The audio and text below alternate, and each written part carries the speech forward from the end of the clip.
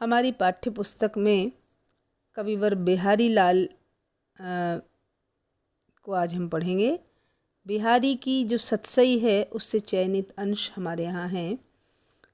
प्रथम दोहा है, मेरी भव बाधा हरो राधा नागरी सोई, जा तन की झाई परे श्याम हरित दुति होई।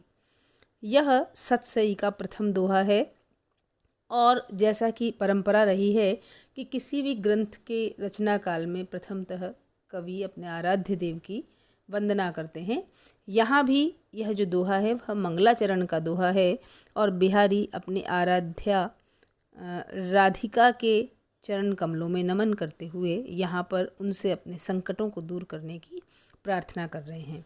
तो यह दोहा मंगलाचरण का है और इसमें यह नमस्कारात्मक मंगलाचरण है, अर्थात अपनी आराध्य देवी के प्रति नमन का भाव है।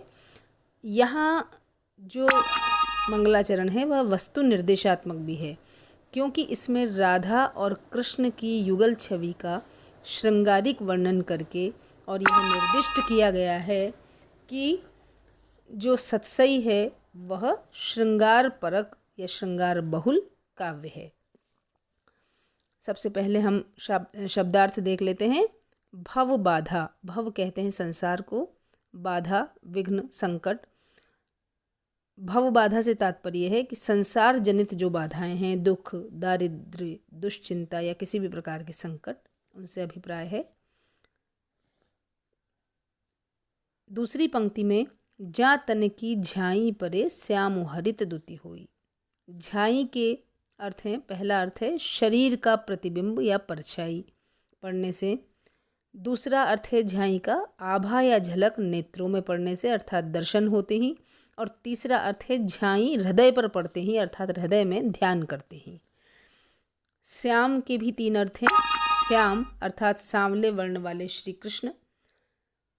श्याम का अर्थ है श्री कृष्ण का व्यक्तित्व और तीसरा अर्थ है श्याम वर्ण वाले पदार्थ, पाप, दुख इत्यादि। हरित दुति का अर्थ है हरियाली जैसे रंग वाले। दूसरा अर्थ है हरित दुति का आनंदित होना और तीसरा है हरित दुति हरली गई है आभा या चमक जिसकी, अर्थात तेज रहित, हत आभा। अर्थ देखिए, मेरी भव बाधा हरो राधा नागरी सोई।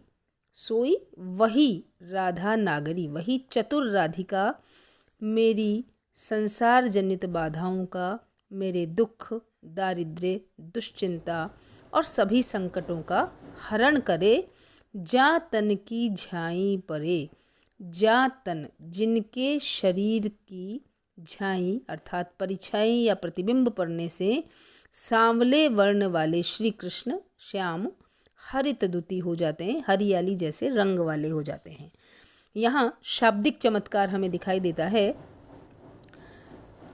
राधा का जो शरीर है वह गौरवर्ण है और गौरवर्ण भी कैसा, पीत आभा लिए हुए, और कृष्ण का वर्ण है सांवला।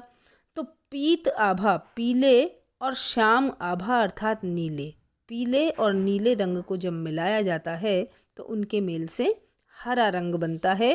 तो जब राधिका का प्रतिबिंब सांवले वर्ण वाले कृष्ण पर पड़ता है तो हरियाली के रंग की सृष्टि हो जाती है, वे हरियाली जैसे रंग वाले हो जाते हैं। तो यहाँ कवि को रंगों का सूक्ष्म ज्ञान था, यह भी ध्वनित होता है। हरित दुति होना यह मुहावरा है, अर्थात आनंदित होना, प्रसन्न होना। दूसरा अर्थ देखिए पंक्ति का, जा तन की झाई परे श्याम हरित दुति होई। जिन राधिका के शरीर की आभा या झलक नेत्रों में पड़ते ही, अर्थात दर्शन होते ही, श्री कृष्ण का जो व्यक्तित्व है वह हरित दुति हो जाता है, आनंदित हो जाता है। अर्थात जैसे ही श्री कृष्ण राधा का दर्शन करते हैं नेत्रों से तो उनका हृदय आनंदित हो जाता है। तीसरा अर्थ है कि जिनके शरीर की परछाई भक्तों के हृदय पर पड़ते ही, अर्थात भक्तों के द्वारा उनका ध्यान करते ही श्याम, उनके जो हृदय में अवस्थित श्याम वर्ण वाले पदार्थ हैं, जो पाप हैं, जो दुख हैं, जो कष्ट हैं, हरित दुति होई, वे हत आभा हो जाते हैं, तेज रहित हो जाते हैं। अर्थात पाप, संताप, दुख इत्यादि राधा का ध्यान धरते ही दूर हो जाते हैं। तो यहाँ राधा को सकल बाधा निवारण करने वाली बताया गया है, सभी प्रकार के कष्टों को दूर करने वाली बताया गया है। वह कृष्ण प्रिया होने के कारण कृष्ण को प्रसन्न करने वाली है और भक्तों की आराध्या होने के कारण भक्तों के दुखों को, उनके पाप दुख इत्यादि दोषों को दूर करने वाली है। प्रस्तुत दोहे में ब्रजभाषा है और अनुप्रास अलंकार है। दूसरी पंक्ति में जातन की झाई परे, झाई श्याम और हरित द्वितीय, इनके एकाधिक अर्थ होने के कारण श्लेष अलंकार है। अतिशयोक्ति अलंकार भी है, रूप का अतिशयोक्ति है क्योंकि अतिशयोक्ति पूर्ण वर्णन किया गया है और कारण सहित कथन का समर्थन होने से यहाँ पर काव्यलिंग अलंकार भी है। दूसरा दोहा देखिए, मोर मुकुट की चंद्रिकनु यो राजत नंदनंद, मनु शशि शेखर की अकस किए शेखर सतचंद। यहाँ सखी द्वारा कृष्ण की शोभा का वर्णन किया जा रहा है। जैसा कि हम सभी जानते हैं कि कृष्ण मोर पंख का मुकुट अपने सिर पर धारण करते हैं, उसी का आधार लेकर और सखी कहती है कि मोर मुकुट की चंद्रिकनु, चंद्रिकनु का अर्थ है मोर पंख में चंद्राकार जो चमकीले चिन्ह होते हैं उन चंद्रिकाओं से, यों राजत, राजत माने सुशोभित होना, नंद नंद, नंद नंद का अर्थ है नंद बाबा के जो पुत्र हैं, नंद को आनंदित करने वाले उनके जो पुत्र हैं, यहाँ वे इस प्रकार सुशोभित होते हैं। मोर पंख में चंद्राकार चंद्रिकाओं से युक्त मोर पंख को धारण करके और जो नंद नंदन श्री कृष्ण हैं वे यों राजत इस प्रकार सुशोभित होते हैं। मनु मानो, शशि शेखर, शशि शेखर का तात्पर्य है महादेव, शशि जिनके शीर्ष पर विराजमान हैं वह महादेव की अकस, अकस कहते हैं वैर या शत्रुता, अरबी शब्द है यह, और अकस का अर्थ है ईर्ष्या, वैर, शत्रुता। किए शेखर सतचंद, शेखर मतलब सिर पर कर लिए हैं सतचंद 100 चंद्रमा।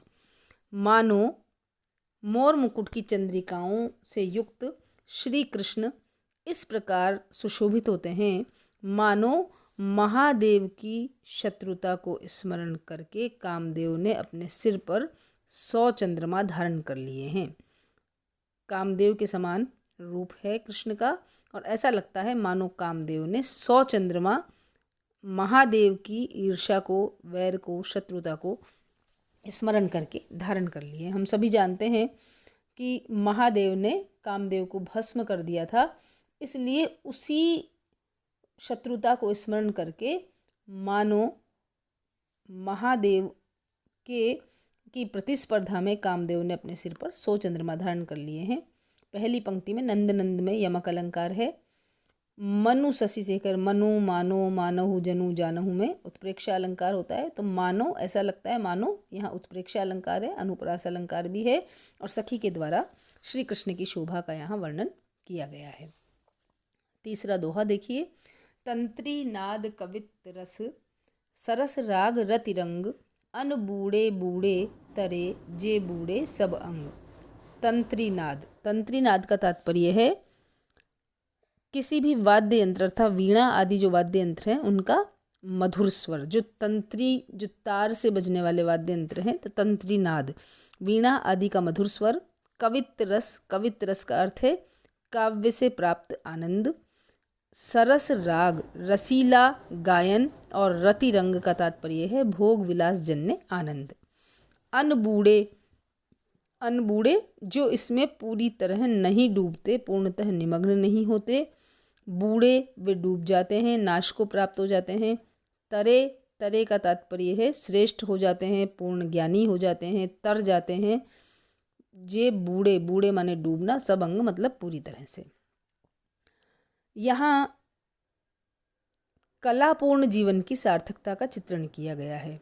जो विविध कलाएं हैं हमारे यहाँ, काव्य कला है, संगीत कला है और प्रेम है, इनको जीवन का सार बताते हुए, इनके द्वारा ही जीवन की सार्थकता है ऐसा बताते हुए कवि कहते हैं कि तंत्री नाद वीणा आदि का मधुर स्वर, कवित रस काव्यानंद, रसीला गान और भोग विलास जन्य जो आनंद है, इसको प्राप्त करने के लिए जो व्यक्ति अनबूढ़े पूर्णतः निमग्न नहीं होता वह डूब जाता है। अर्थात यदि वीणा आदि का स्वर सुनकर व्यक्ति उसमें पूर्णतः निमग्न नहीं होता तो वह उसका आनंद प्राप्त नहीं कर सकता। उसी प्रकार काव्यानंद को भी प्राप्त करने के लिए कविता में डूबकर, रस में डूबकर हमें पढ़ना पड़ता है। गायन की भी यही स्थिति है। यदि हम गाना सुने, कोई भी गीत सुने और पूरी तरह डूबकर उसमें सुने तो हमें उस गीत का आनंद प्राप्त होता है। और इसी प्रकार रतिरंग, प्रेम जनित जो आनंद है वह भी उथलेपन से प्राप्त नहीं होता। प्रेम रस में पूर्णतः निमग्न होने पर ही प्रेमानंद प्राप्त होता है। लेकिन यदि कोई इसमें अनबूढ़े रहते हैं, पूर्णतः निमग्न नहीं होते, सतही तौर पर बर्ताव करते हैं, तो बूढ़े तो वे नाश को प्राप्त हो जाते हैं। अर्थात पूर्णतः निमग्न नहीं होने पर उन्हें किसी प्रकार का आनंद नहीं मिलता। और तरे, जो व्यक्ति पूर्ण ज्ञानी हो जाते हैं, तर जाते हैं, श्रेष्ठ हो जाते हैं, जे बूढ़े जो इसमें डूबते हैं सब अंग यानी पूरी तरह से। कहने का तात्पर्य है कि पूरी तरह से सर्वांगतः डूबकर जो तंत्री नाद, कवित्र रस, सरस राग और रतिरंग इन सब का आनंद प्राप्त करते हैं वे तर जाते हैं। और जो उसमें डूबकर आनंद रस में सराबोर नहीं होते, ऐसे पूर्णतः निमग्न न होने वाले नाश को प्राप्त हो जाते हैं। तो यहाँ कलापूर्ण जीवन की यही सार्थकता है कि किसी भी कला का आनंद प्राप्त करने के लिए हमें पूरी तरह से उसमें निमग्न होना अति आवश्यक है। अनुप्रास अलंकार है और विरोधाभास अलंकार भी है कि जो अनबूढ़े रहते हैं वे जो डूबते नहीं हैं वो डूब जाते हैं, और जो डूब जाते हैं वो तर जाते हैं। तो यहाँ पंक्ति में शाब्दिक रूप से हमें विरोधाभास दिखाई देता है कि जो डूबता है वो तर जाता है और जो उथलेपन में रहता है वह डूब जाता है। कीने हूँ कोटिक जतन अब कही काढ़े कौन, मोहन रूप मिली पानी में को लोन। यहाँ नायक के प्रति अनन्य प्रेम से हुई विवशता का चित्रण किया गया है। कीने हूँ कोटिक जतन अब कही काढ़े कौन। नीचे वाली पंक्ति देखिए पहले, मन मोहन रूप मिली पानी में को लोन। लोन मतलब नमक। मन के दो अर्थ है, मन और मानसरोवर। मोहन का रूप मेरे मन रूपी मानसरोवर में मिलकर पानी में घुला हुआ नमक हो गया है। मोहन का रूप मेरे मन रूपी मानसरोवर में इस तरह मिल गया है जैसे पानी में को लौन, पानी में जिस प्रकार लवण मिल जाता है, नमक मिल जाता है। अब कीने हूँ कोटिक जतन अब कही काढ़े कौन। अब करोड़ों यत्न करके भी बताइए इसको कौन निकाल सकता है। यदि पानी में नमक को घोल दिया जाए तो करोड़ों यत्न करके भी नमक को और पानी को अलग नहीं किया जा सकता। ठीक उसी प्रकार मेरा मन मोहन का रूप मेरे मन रूपी मानसरोवर में इस तरह से एकाकार हो गया है कि उसे अब पृथक करना संभव नहीं है। यहाँ मन में श्लेष अलंकार है, अनुप्रास अलंकार है और श्लेष पुष्ट रूपक भी है, क्योंकि मन रूपी मानसरोवर है। इसी प्रकार दृष्टांत अलंकार है, पानी में को लोन। जिस प्रकार पानी में नमक घुल जाता है और उसे अलग करना संभव नहीं है, इसी प्रकार मोहन के रूप में मेरा मन इस प्रकार एकाकार हो गया है कि अब उसे किसी प्रकार मोहन से अलग नहीं किया जा सकता। अनुप्रास की छठा द्रष्टव्य है। अरे हंसिया नगर में जइयो आप विचारी, कागनि सो जिन प्रीति करी कोकिल दर्श बिडारी। यहाँ चेतावनी दी गई है सज्जन व्यक्ति को। हंस सज्जन का प्रतीक है और कागनी कौवा जो है वह दुष्ट व्यक्तियों का प्रतीक है। कोयल भी चूँकि मिष्ठ भाषिणी होती है, मीठा बोलने वाली होती है, तो सहृदय व्यक्तियों का प्रतीक है। तो अरे हंस या नगर में जइयो आप विचारी। अरे हंस, अरे सज्जन व्यक्ति, तुम इस नगर में विचार पूर्वक जाना, क्योंकि कागन सो जिन प्रीति करी, क्योंकि इस यहाँ जो रहने वाले लोग हैं वे कौवों से प्रीति करने वाले हैं। और कोकिल दर्श बिडारी, बिडारी मतलब हटाना, दूर भगाना। कोयल को तो देखते ही दूर भगा देते हैं, अर्थात इन्हें मितभाषी मीठा बोलने वाले या सज्जन व्यक्ति पसंद नहीं है, ये तो कौवों से प्रीत करने वाले हैं। तो ये चेतावनी भी है। यहाँ अन्योक्ति अलंकार है और अन्योक्ति के माध्यम से सज्जन व्यक्ति को चेतावनी दी गई है।